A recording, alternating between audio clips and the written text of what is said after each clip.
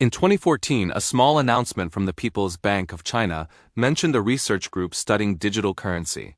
Most people ignored it. Financial papers placed it in a single paragraph.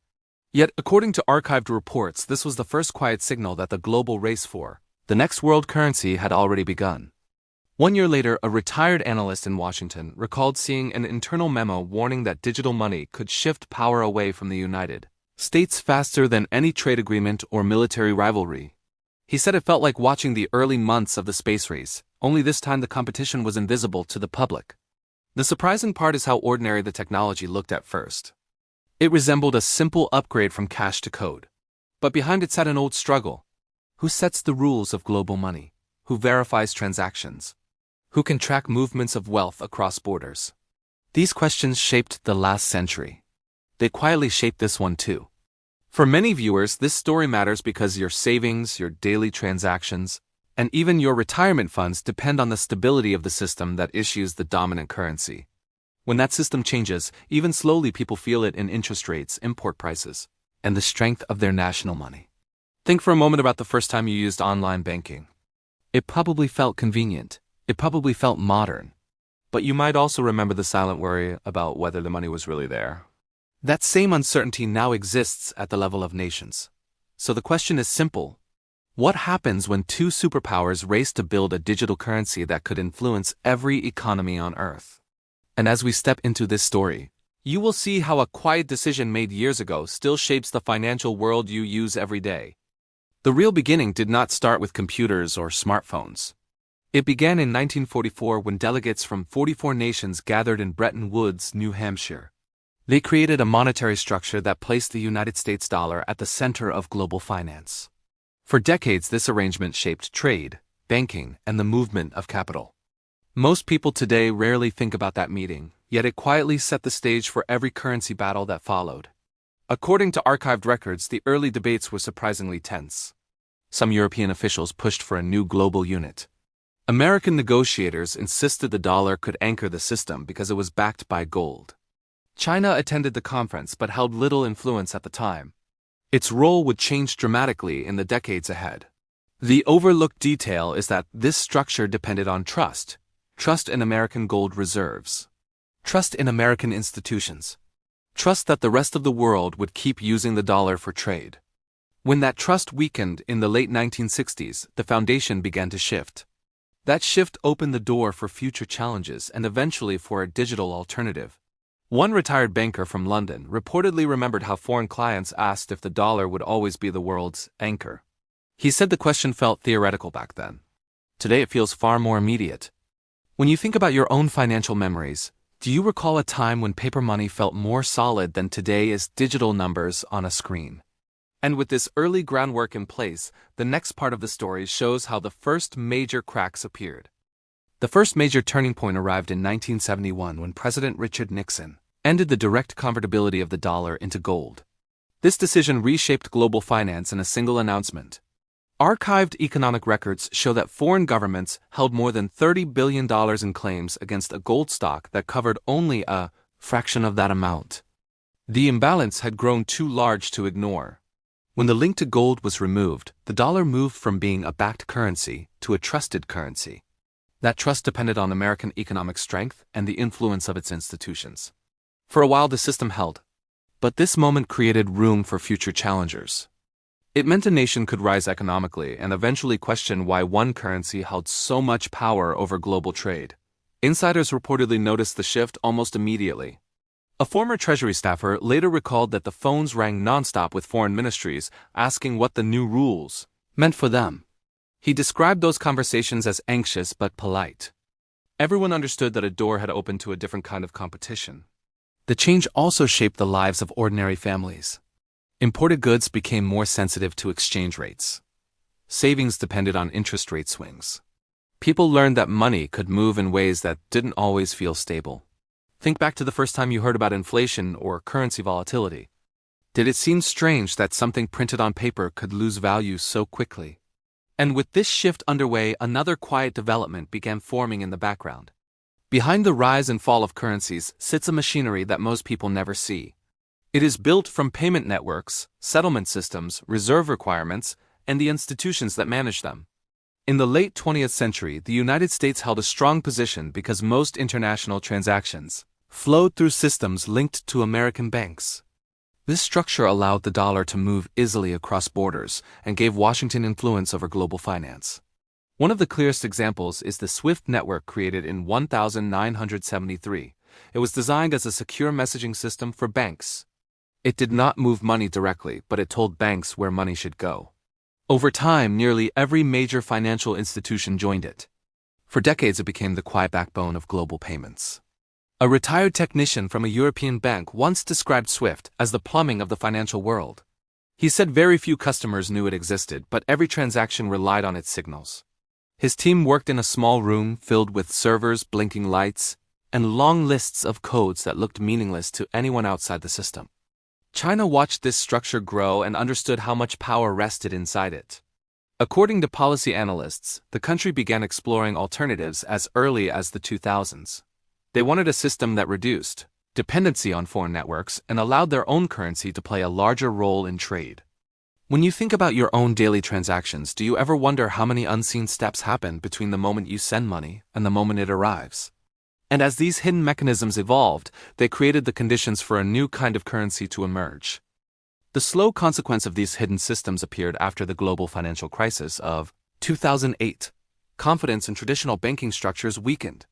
Central banks intervened with large purchase programs and near-zero interest rates. According to public reports, these measures stabilized markets, but they also changed how people viewed money. Savings felt more fragile. Currencies seemed more influenced by policy than by everyday economic activity. At the same time, a new idea surfaced in a short technical paper released in 2008. It described a digital currency that operated without central control. Most readers ignored it. Yet within a few years, it sparked a movement that challenged how people thought about payments, privacy, and trust. This development was not created by governments, but by individuals who felt disconnected from the traditional system. Insiders in Washington reportedly reacted with curiosity and caution. They saw potential risk, but also innovation. They debated whether this technology could complement existing systems or undermine them.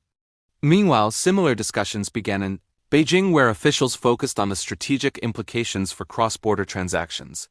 For many ordinary people, the turning point came during the years when banks limited withdrawals or placed strict conditions on accounts.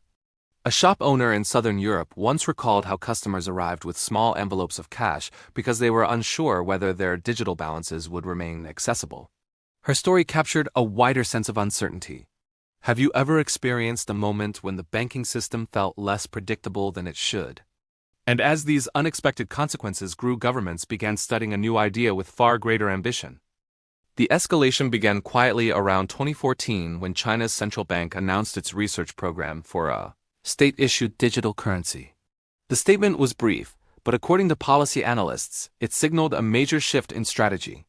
China was preparing a system that could move value instantly, verify transactions without foreign networks, and potentially expand the international use of the renminbi. Over the next few years, pilot programs appeared in Shenzhen, Suzhou, and Chengdu. Reports showed millions of small payments processed through the new digital format. Local merchants described the experience as similar to mobile wallets, but with the settlement occurring directly through the central bank. Each test provided more data and more confidence for national rollout. In Washington, the response grew sharper as the numbers increased. Officials noted that China had surpassed the United States in mobile payment adoption years earlier. They watched as companies like Alipay and WeChat Pay handled trillions in annual transactions. When combined with a central bank digital currency, these platforms could become part of a much larger financial ecosystem. A former technology advisor in the Treasury reportedly remembered hearing concerns that the United States might lose influence over the rules of global payments. He said the conversations carried a tone of urgency even though they happened behind closed doors. The worry was not about domestic transactions, it was about international reach. If countries in Asia, Africa, or the Middle East adopted China's system, the balance of financial power could shift. Think about how quickly your own habits changed once digital payments became common. Did you notice how fast they replaced small cash transactions? And as both countries increased their efforts, the next phase pushed the competition into a more direct and unavoidable moment. The breaking point arrived in 2020, when many economies shut down and digital transactions surged. Cash usage fell sharply in a matter of months. According to public financial data, several countries reported declines in physical currency circulation that would normally take years. This sudden shift forced governments to reconsider how money should function in a world where nearly every payment moved through a screen. China accelerated its rollout of the digital renminbi during this period. Large cities began distributing trial funds directly to citizens through mobile apps. Retailers accepted the new currency beside traditional payment platforms. Foreign observers noted how quickly the system scaled under real-world pressure. In the United States, the debate intensified as lawmakers discussed digital payment infrastructure for emergency support. Insiders reportedly recalled meetings where officials questioned whether the country could keep relying on older settlement networks, while other nations built faster systems. The concern was not only technological. It was strategic. If the global financial landscape shifted too quickly, the dollar's influence could weaken before new safeguards were in place. One researcher at a payments lab later described the atmosphere as tense but focused. He said the team understood that digital money was no longer a theoretical option. It was becoming a competitive necessity. When you look back at that year, do you remember the moment when digital payments became your default rather than a convenience? And from this breaking point, a deeper pattern finally became visible, connecting decades of decisions into one clear line. A clear pattern emerges when you trace these events from Bretton Woods to the rise of digital currencies. Every major shift in global money follows the same rhythm. A new technology appears. A dominant power hesitates. A rising power adopts it quickly. And the structure of influence begins to change. History offers a steady list of examples. In the 1960s, Japan embraced electronic banking faster than most European nations. In the 1980s, the United States moved ahead with card-based payments while others studied from a distance. In the 2000s, China expanded mobile wallets at a scale no country had attempted before. Each time, the nation that adopted early gained an advantage in speed, data, and reach. The same pattern now appears in the race for digital state-backed money. China is building a system that reduces its reliance on foreign networks. The United States is evaluating models while protecting the influence of the dollar. Both approaches reflect deeper national strategies shaped by history, economics, and security.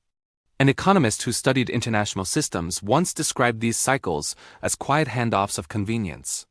He said people rarely notice the transition because daily life feels the same. You tap a card, you scan a code, you check a balance. But the infrastructure behind those actions may belong to a different country than it did decades before. So the question becomes simple. When a new form of money arrives, which nation will shape its rules and reap its benefits? And this pattern now guides the long-term consequences shaping the world we live in today. The long-term consequences of this race appear in quiet but measurable ways. Trade routes are shifting toward regions that can settle payments faster and with fewer intermediaries. According to public financial surveys, several countries in Asia and Africa are already testing cross-border systems that link to China's digital infrastructure. These experiments are small today, but they show how future commerce may flow along new paths. The United States still holds a strong position because the dollar remains the most widely used reserve currency. Yet central banks around the world now diversify more than they did 20 years ago. Some hold larger shares of gold. Some increase regional currencies. Some study digital options that might reduce the need for SWIFT or traditional clearing networks. Each decision reflects a subtle recalibration rather than an abrupt shift. Everyday life shows signs of this change as well. More bills arrive electronically. More stores default to digital payments. More services rely on instant transfers. A retiree in Canada once mentioned that she rarely uses cash anymore, yet she cannot name the companies or networks handling her transactions. Her experience mirrors a global trend where convenience has replaced familiarity. These shifts also influence national policy. Governments must decide how to protect privacy, how to track illicit finance, and how to maintain stability when money becomes programmable.